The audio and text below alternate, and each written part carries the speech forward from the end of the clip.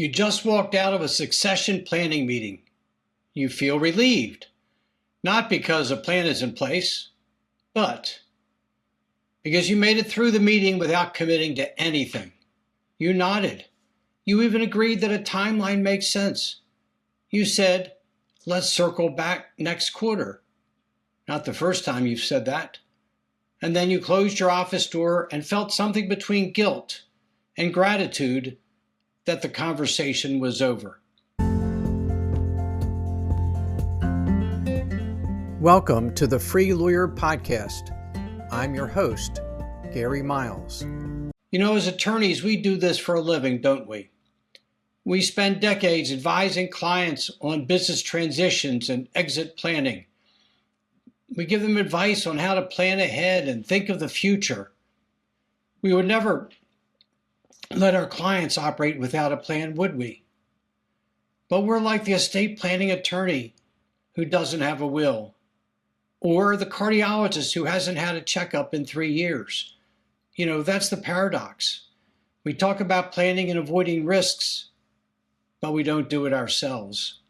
Today, I'm going to talk with you about what's really driving succession planning paralysis for elite attorneys. And I'll tell you right now, it has nothing to do with logistics. It has nothing to do with timing, and certainly has nothing to do with finding the right successor. It actually goes much deeper. And once you see it, you will not be able to unsee it. I'm Gary Miles. I spent 46 years practicing law, 30 years or so as managing partner at Huseman, Jones & Miles. I wrote my book, Breaking Free, where I discuss the 12 prisons of the mind and 12 keys to unlock them. And I host the Free Lawyer Podcast with 2 episodes weekly, every Monday and every Thursday. And the solo episodes appear on my YouTube channel. And I'm now a success coach for successful attorneys who feel professionally very successful, but personally trapped. And trust me, I lived this. The firm bore my name. My clients expected me. They expected my presence. And my identity and my practice had become so intertwined that even thinking about stepping back felt less like planning and more like preparing to vanish. So today, this is what I hope that you will walk away with. We will talk about why brilliant attorneys who plan complex corporate exits for clients every day cannot plan their own. We're going to discuss the 3 patterns of succession avoidance and which one you might be living in right now. We'll talk about the identity shift that has to happen before any plan will stick. And I'm going to give you practical first steps you can take this week. So you spent your entire career becoming irreplaceable, haven't we all? We try to always be available for our clients. We try to be the one they come to, the one who they want to answer all their questions. Every client relationship, every courtroom win, every late night, all building towards being the person everyone counts on. And we're grateful that they do. We're the one they seek out. We're the one they want to handle their matter. But what happens is that huge compliment becomes actually the deepest trap. That moment that your longtime client says, I trust only you with this. Boy, doesn't that feel good? It makes our ego raise up a little. We puff at our chest because that client wants only us. And it feels like absolutely the highest professional compliment we could ever have, doesn't it? But it carries this hidden weight because it shows that we have built a practice that structurally cannot function without our daily presence. We have become absolutely indispensable.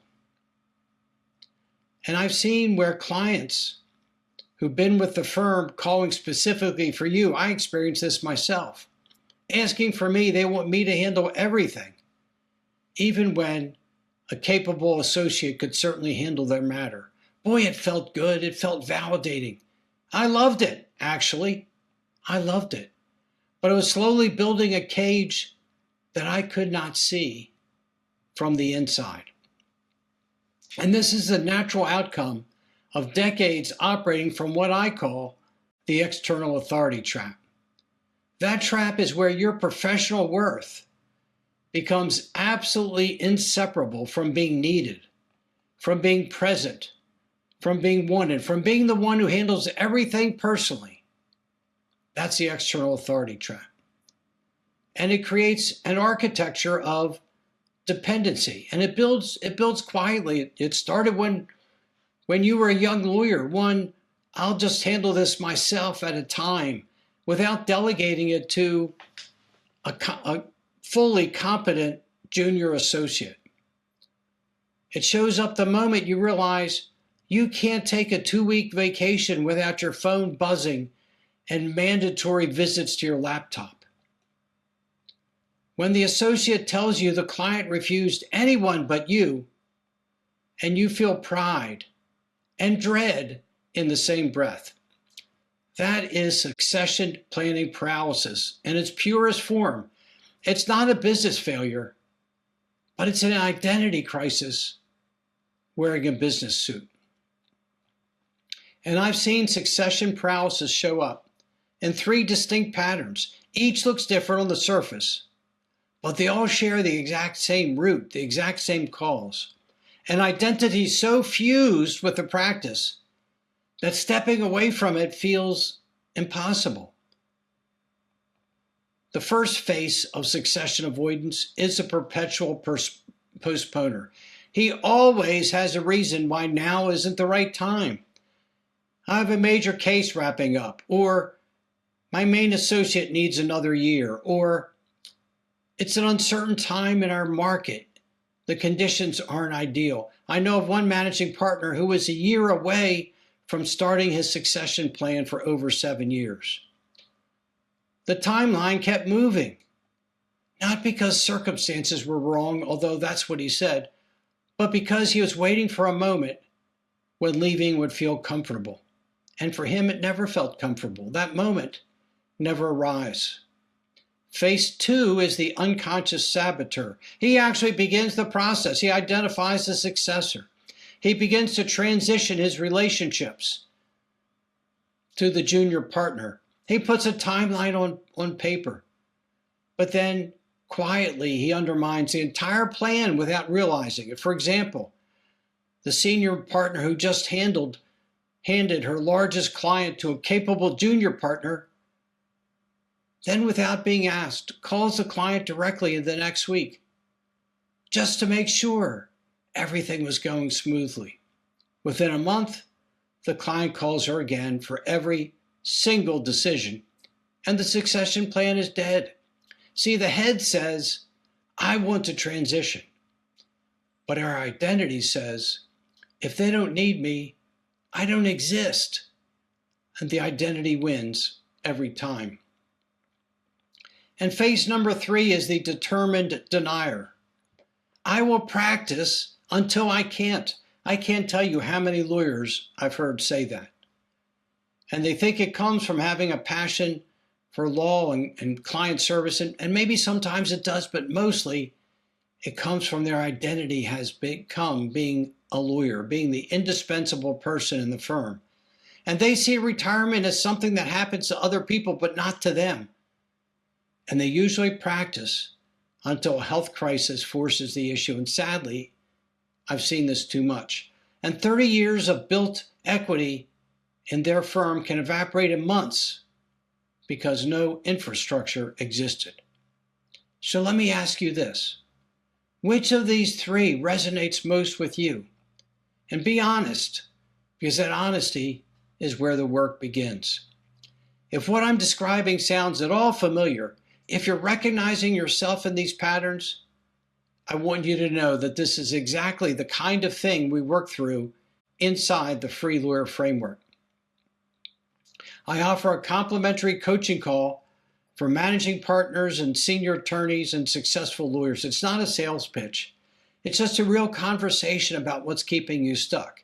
So you can go to GaryMiles.net to schedule yours, or click in the link in the notes below.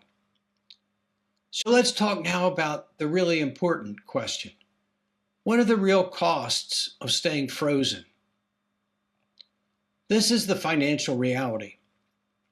A practice that generates $2 million or more, that depends entirely on one attorney's presence, has only a fraction of the transfer value of a systems-based practice that generates the same revenue. Because that lawyer has become indispensable, without the lawyer, the firm has little or no value. And those decades of built value can evaporate overnight without a transition plan. And not because your work wasn't exceptional, actually, because it was so exceptional that everyone depended on you. And because your systems were never designed, never built to outlive your personal involvement. There were no systems that allowed the firm to function smoothly without you. And I'm blessed now to live in Pinehurst with Brenda and our 2 English Goldens. After practicing in Maryland for many years, we have 5 children and 6 grandchildren. And I've learned, and I think about every day actually, that the years don't wait for your succession plan to be finalized. Those recitals happen. Those birthdays pass. Those Sunday dinners come and go. And the moments you miss will never come back for a second take. Once you miss them, they're gone. And you're building a legacy that you actually never intended. You spent your entire career building something meaningful, something that carries your name and your values and your reputation for excellence and quality. And because you couldn't separate your identity from the practice, it all ends with you. It ends not as a legacy that continues. It ends as a chapter that simply closes. That's not the legacy you intended, and it doesn't have to be the one you leave. The book doesn't have to be closed and put up on the shelf, but it can continue to be read and built over the years. So how do you move from paralysis to purpose? What's the path forward? The shift is from external authority to internal authority. What do I mean? When you operate from external authority, your whole identity depends on being needed, and stepping back threatens that identity at its very foundation. Internal authority means grounding your confidence in your preparation, your competence, your dedication, your values, but not in your daily presence at the firm. When your self-worth is not tethered to being physically essential every day, when your self-worth doesn't depend on being absolutely indispensable so everyone needs you every day, stepping back becomes an act of strength, not of self-erasure. So we can rewrite the succession story. We can reframe the messages that we're telling ourselves. So instead of the practice needs me to survive, it can become, I've built something strong enough to thrive beyond my daily involvement. And instead of asking yourself, who am I without this? You can change that message to, I'm the person whose values and standards built this. And those values go wherever I go. See, this is the heart of Pillar 3 of the Free Lawyer Framework, which is professional freedom through strategic design. When your practice is built on principles and systems, rather than personal heroics, succession is not a loss, it's a graduation. So I want to share with you 3 really important questions to sit with. I'd like you to think about these. Take some time. Maybe write these down. If your practice could run beautifully without you for 6 months, how would you feel? Would you feel proud? Or would you feel afraid? Your honest answer reveals where your identity lives. 2, are you building a practice that reflects your values, or one that simply reflects your effort. Practices built on values transfer. Practices built solely on effort expire. And 3, what would you like your grandchildren to say about how you spent these years? Not about hours billed or cases won, but about how you lived your life, about the legacy you've actually created. So let me give you one concrete step that you could take today. Write down the names of your 5 most important client relationships. Next to each name, ask this: if you were unreachable for 30 days, would this relationship survive or would it collapse?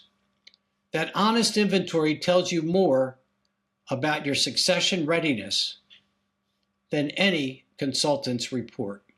So this is the big takeaway from today. Your legacy is not the practice you built. Your legacy is the life you live while building it. And this identity shift is everything. When you address the identity question first, when you shift from external authority to internal authority, the succession plan practically writes itself. You're no longer planning from the fear of disappearing. You're planning from the confidence of someone who knows exactly who they are with or without the corner office. You spent decades proving your worth to clients, judges, partners. Maybe it's time to prove something to yourself, that you are more than the practice, and your best chapter might be the one where you finally believe that. Your next chapter does not have to feel like disappearing. It can feel like arriving.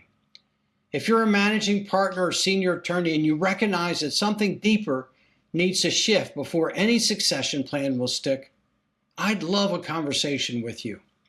Go to GaryMiles.net or the notes attach this episode and schedule a complimentary coaching call. Check out my book, Breaking Free, on Amazon, or subscribe to this podcast or YouTube for new episodes every week. And if this episode hits home, do me a favor, like it, share it with a colleague who needs to hear this, and leave a comment below. I read every single one. So as always, practice law with purpose and live your life with freedom. I'm Gary Miles, and I'll see you next week on The Free Lawyer.